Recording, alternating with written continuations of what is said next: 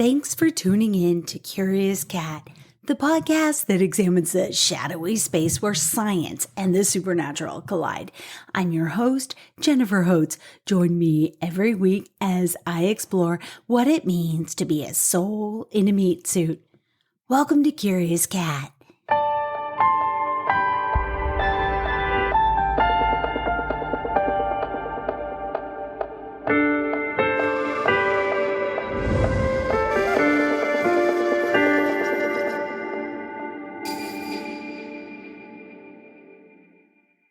Have you noticed Curious Cat is not a political podcast? It's a place where I explore strange, nebulous, mysterious aspects of life, death, history, science, and spirit. I don't so much pick topics as my guides basically cue them up for me, set them like a golf ball onto a tee. I can't tell you how many times during morning minutes something takes over my pen and writes out what is next. Sometimes it's a name I've never heard of that I'm called to research, like Raziel or Azrael. Other times they dictate a mini-monologue. But none of it is political. I'm a citizen of the world, and I see and I feel the tension of this moment in history. And boy, we are inflamed, both on a collective level and within each individual. My guide said this was the perfect day to offer up an anti-inflammatory, a Benadryl-version of a podcast, or better yet, chicken soup for the soul. So turn on that fan, grab a glass of ice water, and cuddle up with your favorite comfort blanket. Let's get into it.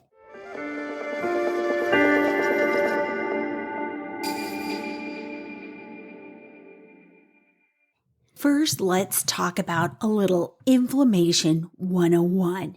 Inflammation is the body's natural defense mechanism. It's a complex biological response to harmful stimuli like injuries, infection, a bug bite, tissue damage. It's how your immune system tries to protect and heal itself. Think of it as a first responder team rushing to the scene of an incident, bringing in white blood cells and other substances to fight off infection or repair damaged tissue. Here's a little bit more. What triggers inflammation? Injury, like physical trauma, a cut or a sprain. Those and other things trigger inflammation as the body tries to repair the damage. An infection can trigger inflammation. When harmful microorganisms like bacteria or viruses invade the body, inflammation helps us to fight them off. Tissue damage is another trigger of inflammation. Inflammation can also be triggered by things like toxins, irritants, or even overexertion of muscles. And some signs of inflammation are redness. Increased blood flow also brings warmth to the area. There can also be fluid leaking from blood vessels into the surrounding tissue, and that can cause swelling. Pain. Nerve irritation from the swelling and chemical mediators causes pain. The pain and swelling can make it difficult to move or use the affected area. If you're looking at types of inflammation, like how bad is my inflammation, there's short-term, immediate response to injuries or infections. Usually they resolve themselves within a few days or weeks, and that's called acute inflammation. Then there's chronic inflammation. This is long-term inflammation that can last for months or even years. It can be a part of many chronic diseases. So why is inflammation important? Well, it's healing. Acute inflammation is essential for healing injuries and fighting off infections. Okay, think about what we just learned. It basically sends white blood cells, some water, some saline from the body in as like a healing unit. It's like your body's Gatorade to help your body assist it in healing. It's also a crucial part of the body's defense system, helping to protect against harmful invaders. When can inflammation be too much, be a problem? Yikes. Well, chronic inflammation is a serious problem. When inflammation becomes chronic, it can contribute to a lot of health problems, including heart disease, diabetes, arthritis, and some types of cancer. Yeah, you heard that right. Inflammation chronically leads to disease and diabetes, arthritis, and cancer. Think about it. Those cells are over impacted. They're constantly reacting. And that causes some serious issues with us. Long-lasting, long-term, life-shortening issues. Then there's also autoimmune diseases. So in some cases, the immune system can mistakenly attack healthy parts of the body, leading to chronic inflammation and autoimmune diseases. You know, bad foods we're allergic to, they can cause inflammation in the gut as well. They talk about that on many sites, and I've linked to some of the main ones in the show notes, so check those out. Enough of defining what inflammation is. Let's talk about how to reduce it in our lives. And one very quick way to do that is, instead of turning to your phone screen or computer screen for companionship, actually reach out to real people. Just take a minute to say hello, see the person as a fellow human, or just observe people. If you're that shy, sit in a park somewhere and just people watch. My favorite place to people watch is an airport, because I always make a guess of where people are going, what they're doing, if it's a pleasure thing, a travel thing, if they're stressed out, when they feel like they're calming down after maybe it's parents with young kids and their baby falls asleep. You can just kind of enjoy seeing humanity in a way that doesn't impact you personally, but it also connects us, right? We've all heard of fight or flight, but tell yourself it's all right. As we all endeavor to survive day to day, that's what we're doing, right? Our reactions or non-reactions to startling moments can be perceived by others as uncaring, as crass, as overly emotional, triggering, frustrating, inspiring, and so much more. So is there a right or wrong way to react? Okay, I'm one of those people that when I feel cornered, I can laugh. Yeah, it's awful to laugh at inappropriate times. It's terrible. I'm so embarrassed of it. But I've done it because it releases the tension in my body, and it's truly involuntary. I decided, instead of examining my own reactions to big triggers, to look to nature. Maybe there's some coping mechanisms and inspiration to be found in nature. First, the coping mechanisms of animals. If you've ever tried in vain to calm your dog during a thunderstorm, or smooth the transition as a new cat is introduced into a home with an older pet, you know animals face stress. What can their coping responses teach us? Well, animals employ diverse strategies to cope with stress, including behavioral and physiological changes. These mechanisms can be broadly categorized as problem-focused coping, or also called directly addressing the stressor, and emotion-focused coping, which is managing the emotional response to stress. Both are so key, right? Adaptations that they make range from habitat selection and social behaviors to changes in activity patterns and hormonal responses. Animals may choose habitats that minimize exposure to stressors like predators or harsh weather. I think of Cooper, and when we're in Colorado and the sky is rumbling with a thunder and lightning storm, he dives into what we call the bunker or the basement, because it's naturally the place where we're trained as human beings to go to survive a storm, right? He naturally does that. There's also social behavior modifications. Forming social groups or engaging in social interactions can provide support and reduce animal stress levels. Also, adjusting activity patterns to avoid stressful periods or situations is a common strategy. Again, that's the fight or flight, right? So when I brought Opal into a house with a younger cat, Apollo, my daughter's cat, he was like, okay, I'm going to boop noses with you, and then I'm going to go hide under the big bed. That's avoidance also. Animals may avoid specific locations or situations that trigger stress. There's also displacement behaviors. These are behaviors that are not directly related to the stressor, but they can help reduce tension, like grooming themselves or playing. Habituation, repeated exposure to a stressor can lead to a decrease in the stress response over time. Okay, that has been the case with Cooper and those storms in Colorado. It's hearing them and watching our reaction, which isn't to run into the basement with our metaphorical tail between our legs, has helped him to realize, okay, maybe I'll take a cue from my parents and it'll be okay. And he's having less and less of a dramatic, reaction to that stressor. There's also active coping. This involves directly confronting the stressor, right? Such as fighting back against a predator or defending territory. There are also physiological coping mechanisms that animals employ.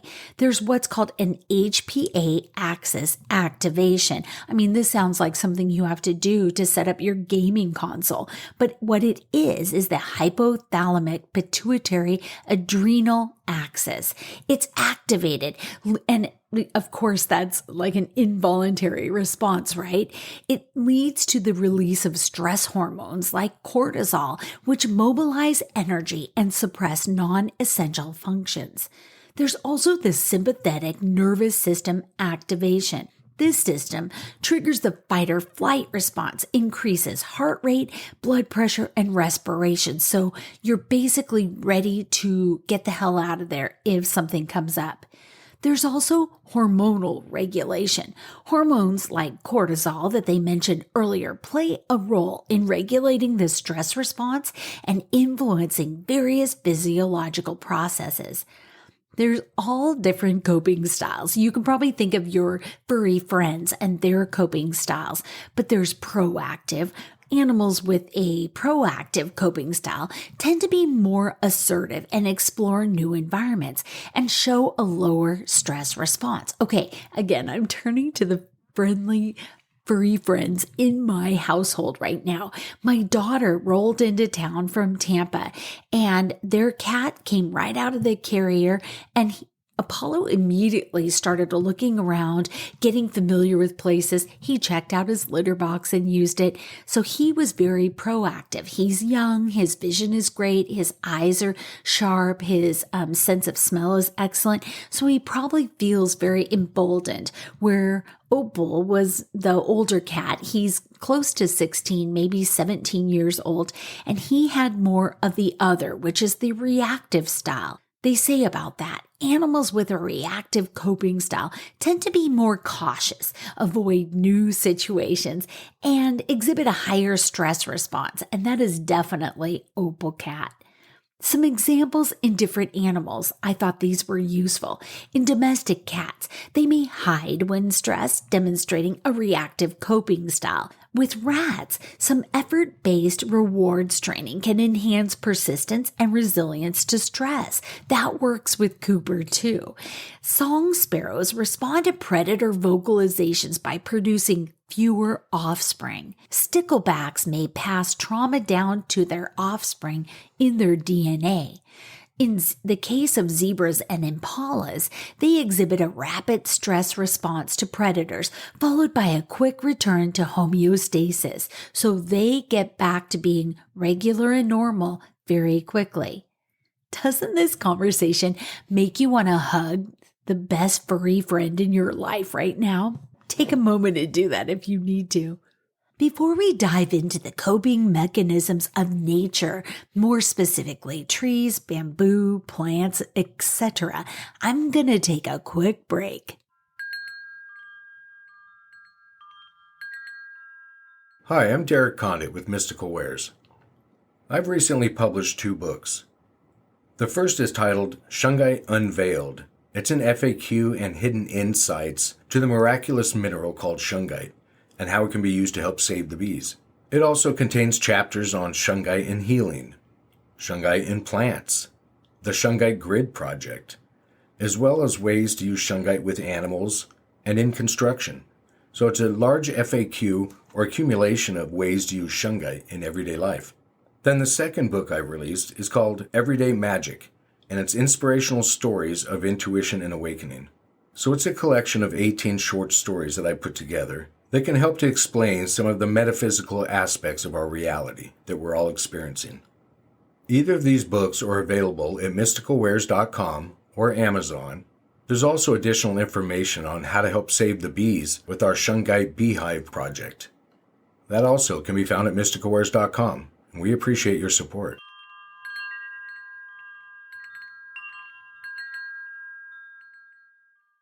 Welcome back.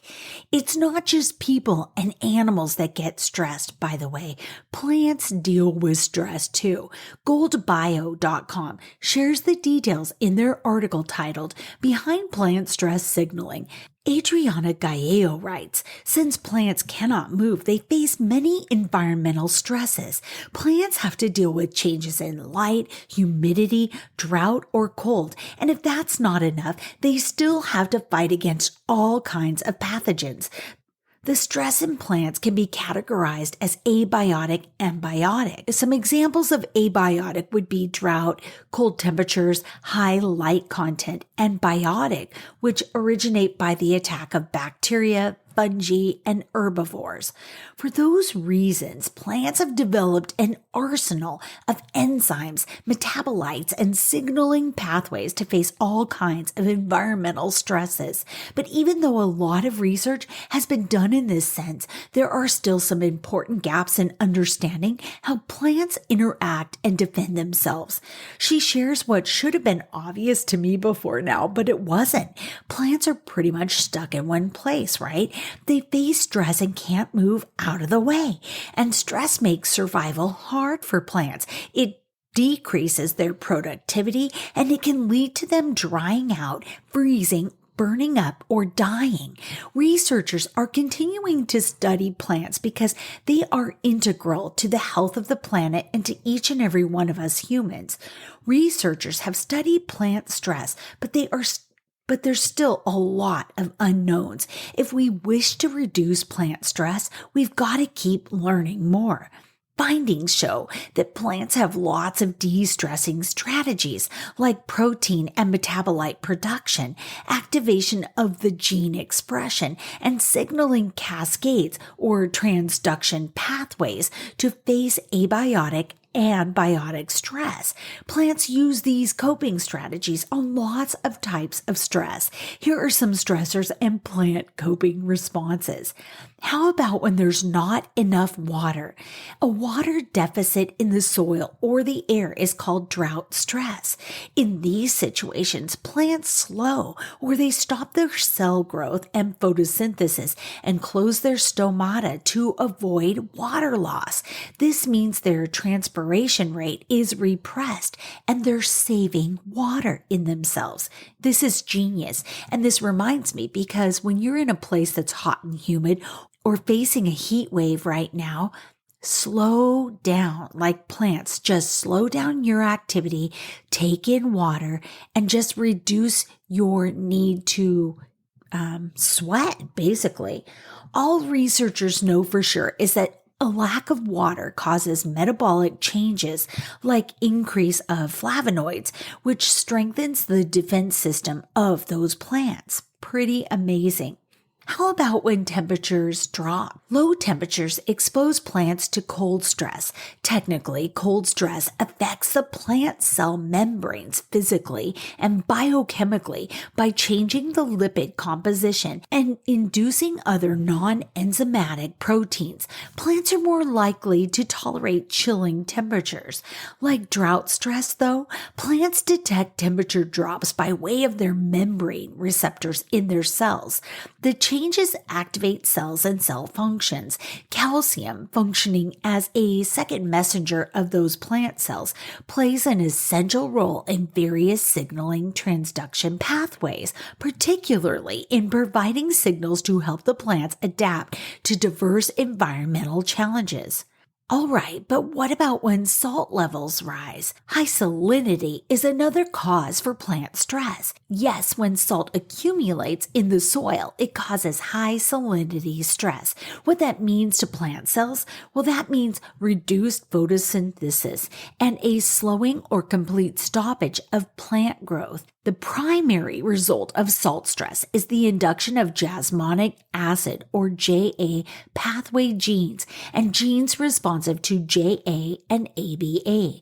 When a plant senses salt stress, it induces JA and ABA, which leads to changes in the cytosolic Ca2 levels. Okay, here's some plain English. This increases the plant's ability to remove toxic byproducts, giving them a chance to survive under these new salty conditions. What about too much light? Can there be too much of a good thing? Well, if you've ever gone for that second piece of birthday cake, then you know, yeah, there is too much of a good thing. For plants, too much light causes light stress. High light intensities can affect the plants by inhibiting their physiological and metabolic processes, including photosynthesis, antioxidant machinery, as well as their ability to fix atmospheric carbon and nitrogen. These negative effects led to reduced plant growth and even death because the photosynthesis system is hampered and plants can't produce adequate sugars and biomass to survive. However, this type of stress is less understood than the others. Too much light is sensed by proteins that change their structure and activate once light is perceived. These photoreceptors activate a signal cascade where transcription factors are activated to initiate cell functions. Although photoreceptors are activated in normal non-stress conditions, the production of reactive oxygen species, which damage proteins and DNA molecules by light stress, induce the overexpression of those genes. That can lead to the activation of defense responses that turn on some switches in the cell and turn off others to help those plants survive. That's pretty incredible, right? Those plants and their cells are like very complicated circuit boards that cause all of our tech to work, right?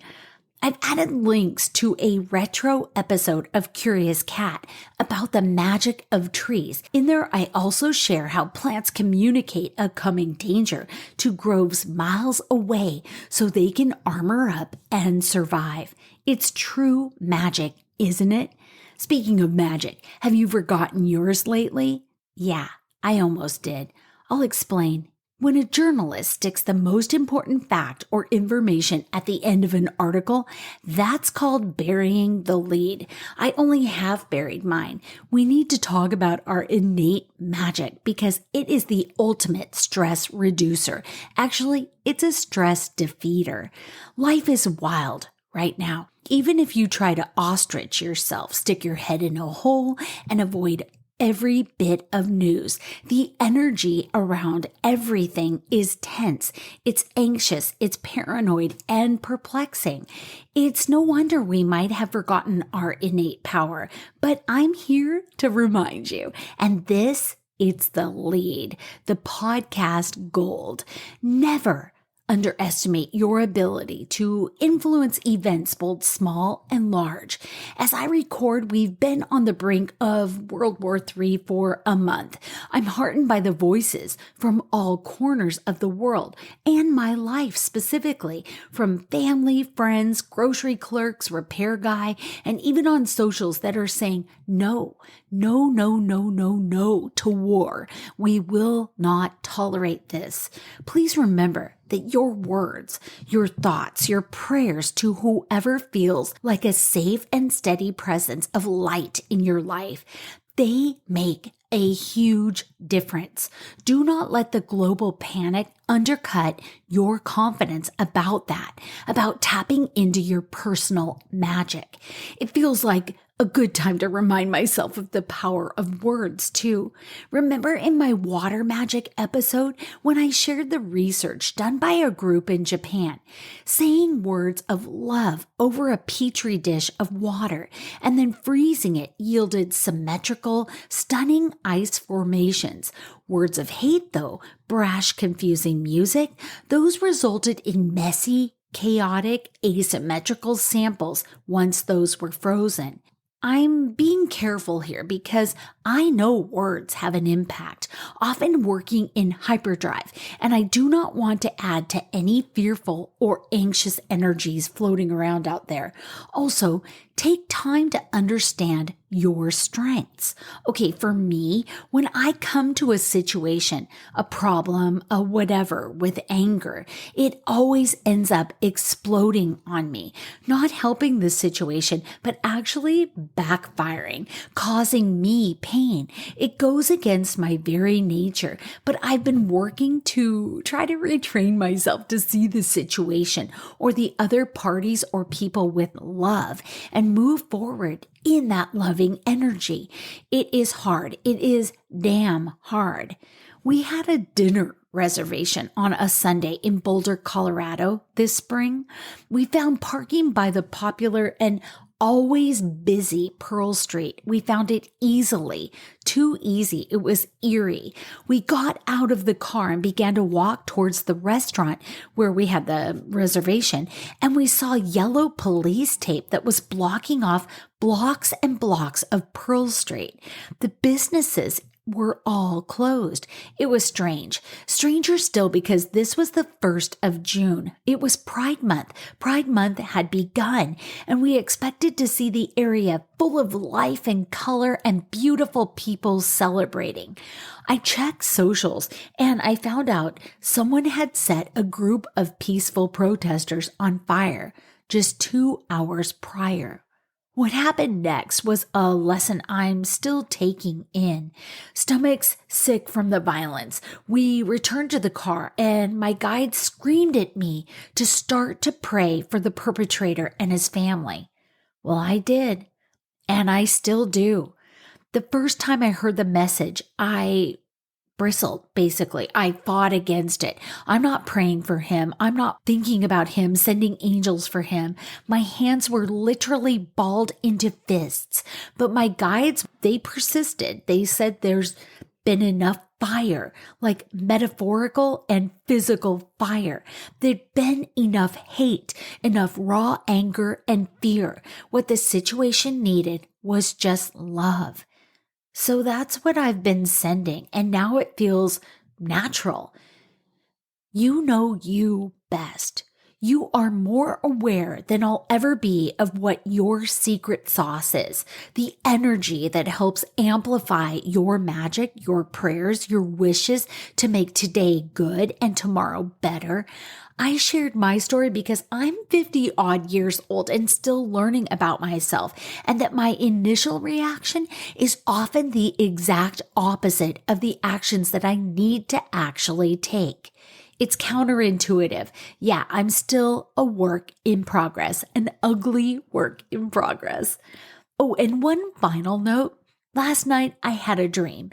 In it, I was given a shawl of dark blue wool, and I was told to put it on. I was then snuck into a secret meeting. Present were religious leaders, all deceased from every religion on earth.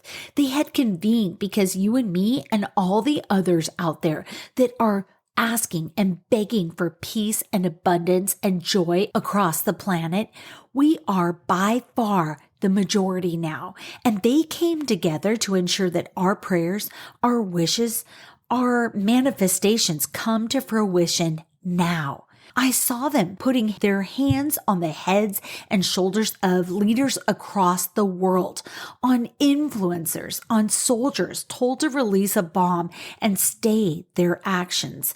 They are clear. Love wins. Peace prevails. They are done messing around. Us majority, we've spoken and we keep speaking up.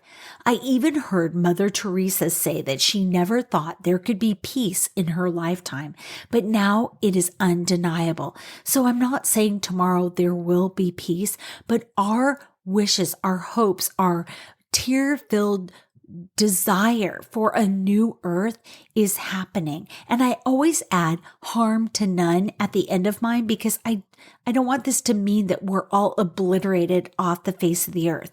I want to be part, and I want you to be part of what comes next. I woke up from that dream and my words they fell short. But I just know we're making a difference, and it will be okay. It will be better than okay. It will be good eventually. All right, it's well past time for me to lighten up. I combed the internet in search of hilarious methods people use to cope with stress, and here's what I found. Okay, humor, dark humor. Yeah. I am genetically predisposed to handle stress with dark humor. My Riley roots have made a rare art of this. Dark humor is what kept my dying father comfortable, right down to his last breath. And it was the way he felt safe to communicate his dying wishes, even at the point in his health journey when me and my siblings held out hope for some kind of kidney-related miracle. He used dark humor to convey he was ready for hospice. Us Rileys aren't the only ones that lean on dark humor to navigate the stress. I found an article in Psychology Today titled How to Use Humor to Manage Stress.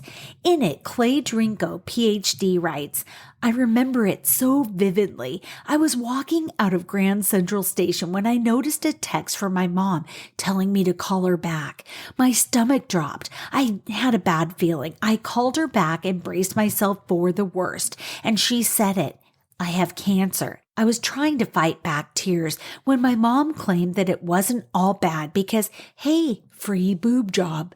Now, I get how that's a pretty dark example of humor in action, but it's how my family rolls. My cousins and I even cracked jokes at our grandmother's funeral. By the way, he wrote this during the COVID lockdowns, which he called the lowest point of Western civilization, which, well, I'd say we've dipped below those levels lately, haven't we? But he goes on. I called up humor expert Andrew Tarvin so we could talk about the role humor, play, and laughter could play in these stressful times. And then he gives us a little background.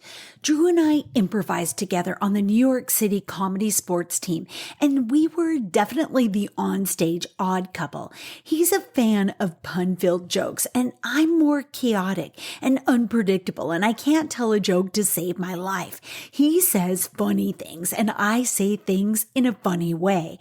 Drew has since gone on to found a successful consulting business called Humor That Works that helps businesses harness the power of humor to improve the bottom line. And I wrote Play Your Way Sane, which explores how we can use improv principles in our everyday lives to calm down, stop overthinking, and enjoy the moment. Just like our different onstage styles, we focus on different aspects of humor and improv, but after our talk, I realized we arrived at similar places. Humor, play, and laughter are vital and effective ways to help us calm down, de-stress, and connect with each other. First, it's important to clarify what we mean when we say humor, play, and laughter. Drew describes humor as the umbrella term under which play, jokes, stories, and games could all fall. Play is defined as an activity enjoyed for recreational purposes, especially by children. These are activities we do for their intrinsic joy. Stuart Brown describes play as purposeless, all-consuming, yet integral to our overall health and well-being. So play could be one way to experience humor, but certainly not the only way.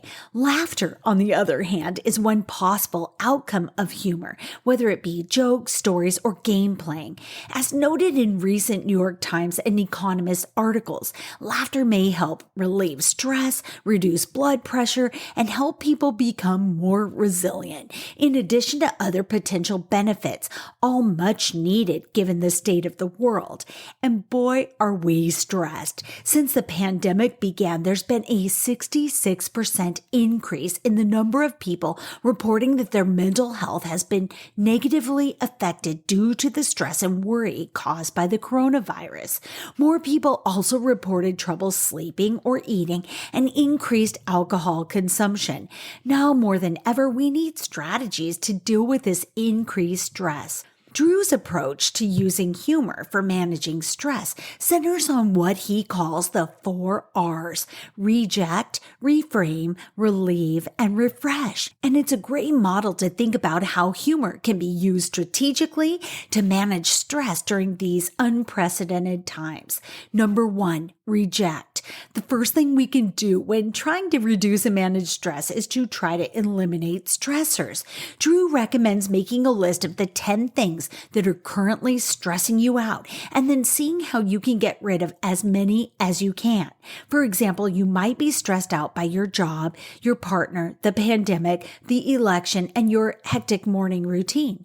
You might not want to quit your job and leave your partner, but you could certainly watch less news, put your phone away, and have your partner help out more each morning. Rejecting stressors may not be humorous, but it's a vital first step in stress management. And trust me, eliminating stressful activities can be fun. Drew even suggests creating a to-don't list of all the things you'll stop doing. I love that. That's genius. Number 2, reframe. Humor starts to come into play when we start reframing our stressors. You probably can't reject everything that causes you stress. You are an adult and there are certain things you have to do. That's when you can try to reframe them. This might mean you turn them into a game, making them more fun, or put a positive spin on them, if a positive spin exists at all. If there's a way to gamify or gain some perspective on what you're stressing about, do it. My mom thinking about her breast cancer as a free boob job is a very severe case of reframing. It didn't magically make her cancer go away, but it did help her laugh at the difficulty of her situation. You could also make your morning routine more fun by making it a game. My 3-year-old daughter was stressing me out in the morning until we turned it into a game. She now has to eat breakfast, brush her teeth, get dressed, and let me do her hair before she can watch a cartoon. If she hems and haws and dawdles, no cartoon. It may not be a laugh riot, but it's a way less stressful way to start the day. Number 3, relieve. After rejecting and reframing stressors, it's time to relieve some stress because let's be honest, some things are legit bad and that's okay. Let them be bad. Just be sure to be intentional about relieving the stress they cause. This might mean taking a walk, drawing a hot bubble bath, breathing exercises, meditating, or watching 10 minutes of funny cat vids on YouTube. Drew recommends keeping a humor journal to keep track of things that add humor to your life. It doesn't matter if you're the life of the party or a wallflower. Most people have some kind of sense of humor. If you don't consider yourself a funny person, then Drew suggests being a humor curator. Collect and share things that make you laugh and add humor to your life to start relieving your stress. Number 4, refresh. The final R is a little depressing in light of our current pandemic. It's to refresh. We used to be able to take vacations and let our stresses melt away, but an underlying sense of stress is following us everywhere we go now. Did I bring my mask? Am I far enough away from people? Do I have COVID? So instead of traveling, think about how you can take breaks to refresh yourself, take staycations, travel the world via Google Maps, find a way to relax in your own home, and don't limit your breaks to just 2 weeks a year or even the weekend. Drew also suggests the Pomodoro technique, where you work for 25 minutes and then take a 5-minute break. Adding humor to that 5-minute break can give you even more of those physiological de-stressing benefits. Okay, I love this article. Find the link to it in the show notes. And if you need 5 minutes of humor, check out comedian reels on Instagram or TikTok. I'm a sucker for comedians that have a fresh take on society, on culture, or they have a way of poking fun at themselves. U.S. News published a lighthearted article on de-stressing that's also worth the listen, titled 8 Quirky Things That Can Help You De-Stress. And no, none of them involve deep breathing. Authored by K. Alicia Fetters, and she writes, by now, most people have tried the de-stressing staples, deep breathing, massages, hot baths, and hot yoga, just to name a few. The thing is, most people are still super stressed. And according to a 2017 study from the American Psychological Association, as a whole, Americans are becoming increasingly more stressed. Obviously, something has to change about our stress-fighting tactics, says New York City-based therapist Catherine Smerling. You have to find what works for you and know that it's okay if it's different than what works for someone else. To that end, we scoured research journals and talked to experts to find 8 wacky, albeit science-backed ways to de-stress. Number 1, sniff your romantic partner. Yeah, feel stress coming on like the flu? Try smelling a partner's shirts, their sock, or their chest. As weird or as gross as it sounds, new research published in the Journal of Personality and Social Psychology from the American Psychological Association shows that women feel less stressed after smelling their partner, even in their absence. For the study, researchers at the University of British Columbia in Vancouver, Canada, recruited 96 heterosexual couples and asked the women to smell a shirt that was clean or had been worn by either their partner or a male stranger for a full 24 hours without deodorant or scented body products. Immediately afterward, women underwent a mock job interview as well as a mental math exam, both intended to stress them out. Then they got sniffing. When women recognized their partner's scents, they reported feeling less stressed, and their levels of stress hormone cortisol decreased. However, when they smelled the scent of the stranger, their mental and physical stress levels increased. Their levels of cortisol spiked, indicating a fight or flight response. For the study, the researchers had the men wear the shirts because they are naturally smellier, but it would likely also work the other way around, with men smelling out their partners, says the study's lead author, Marlis Hoffer. She even suggests that people leave items of clothing with each other during any periods of separation, or like travel, that the couple finds stressful. Number 2, get a fish. Ever zoned out in front of an aquarium, watching the seaweed sway back and forth as the fish float aimlessly in what feels like a moment of complete zen? If so, you're not alone. One 2015 study published in Environment and Behavior found that looking at fish in a tank can induce a feeling of serious calm. Wow, did you hear that thunder? Cooper's probably pretty stressed right now. I wonder if he wishes we had an aquarium. For the study, researchers examined participants' behavioral, physiological, and psychological reactions to the marine habitats to see if it was as stress-busting as naturally occurring ecosystems. After just 5 minutes, participants had lower blood pressure levels, as well as a self-reported boost in their moods. Opportunities for engaging in nature, even in man-made settings, may be key in helping urban populations get the benefits of connecting with natural environments. Says Deborah Cracknell, the lead researcher at the National Marine Aquarium in Plymouth, England. Worried about the upkeep of a mini aquarium, while the stress-reducing effect was more significant when the aquarium was full of fish, researchers suggest that just looking at fishless tanks with artificial seaweed also does the job. Number 3, buy a houseplant. When it comes to decorating your house, spend a little green on the green, and it can go a long way to fighting stress. For example, in a 2017 complementary therapies and medicine study, when women looked at fresh-cut roses for just 3 minutes, their brain and body's sympathetic fight-or-flight activity dropped, and they also reported better moods. In an earlier related study, scientists suggested that this is because we've evolved to connect receiving flowers and plants with gift giving and receiving. Meanwhile, a 2014 review published in Complementary Therapies in Medicine found that exposure to plants can fight stress and depression. Several different species of plants were included in the studies, but golden thallos, arrowhead vine, and Chinese evergreen were among the most popular. Number 4, smile, even if you don't mean it. That old saying is getting a facelift. It's no longer fake it till you make it. Now it's best to fake it until you're de-stressed. One 2012 study published in Psychological Science suggests that grinning while you bear it actually makes stress, well, more bearable.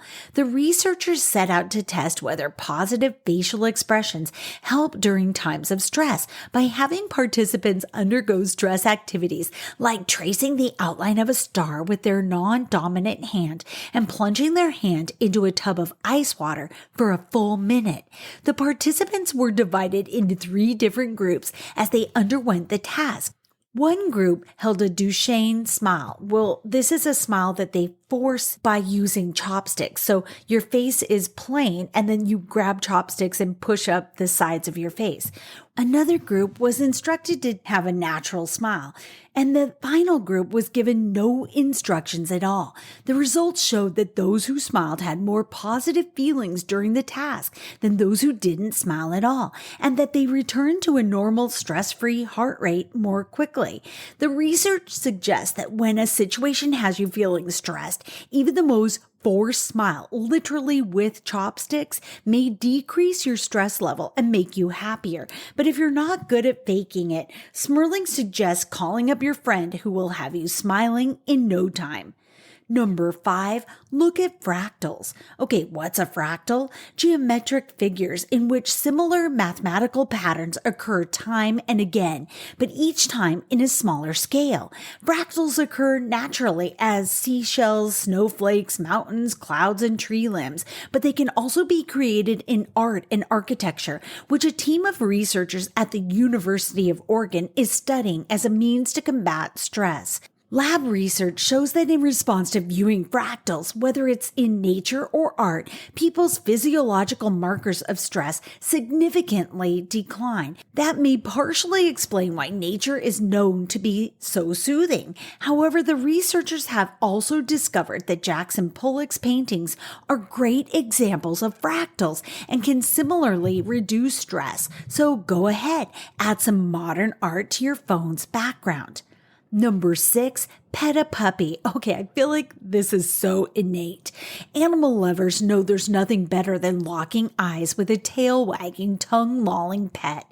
One 2017 review published in the Journal of Clinical Psychology found that human-animal interactions reduce psychological stress. Another 2015 study published in Science showed that dogs and humans both have spikes in oxytocin, the love hormone, when they look into each other's eyes. Okay, not a dog person. Research published in the journal Gerontology suggests that any animal will do.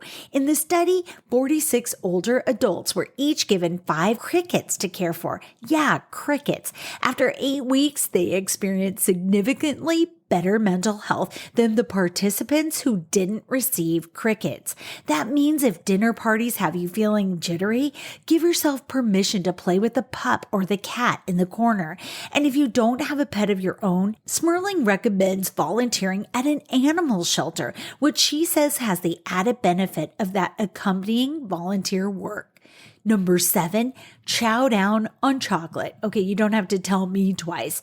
Thanks to science, our chocolate cravings don't have to be a bad thing. One study published in the Journal of Proton Research in 2009 found that eating dark chocolate reduces levels of stress hormones, while another study published in the European Heart Journal in 2010 found that it lowers blood pressure nearly as well as prescription drugs. Unfortunately, it's not the sugar and fat content that are to thank, but rather the antioxidants, like the polyphenols that are in chocolate that have healthful benefits, explains registered dietitian Mary Ellen Phipps, owner of the Houston-based nutrition coaching company Milk and Honey Nutrition. And the darker the chocolate, the more polyphenols it contains. There's no reason to wait until you're stressed to chow down on chocolate. I recommend that everyone eats 1 ounce of 70% cacao chocolate per day to reap the science-backed benefits before stress hits, she says. Number 8, chew gum. We chomp gum to beat bad breath, but research suggests that we should start chomping it to beat stress too. For example, in a 2012 study published in the journal Appetite, when people underwent stressful tasks while chewing gum, they felt less stressed than those who took on the same tasks without the gum. Interestingly, though, the study found that gum chewers had higher levels of the stress hormone cortisol. The findings suggest that rather than actually calming people down, chewing gum triggers heightened brain activity that helps people better cope with the stress they do feel. The researchers believe that this may be in part because chewing increases blood flow to the brain. I hope this week's conversation has taught you new ways to deal with stress and that you have remembered what a special person you are, that you are strong, you're smart, you're good enough, and you are loved. Let's endeavor to make a better world one thought at a time. And when the chaos of this place makes our stomachs bubble, touch grass until that pain feels less personal. Until next week, stay curious. I love you.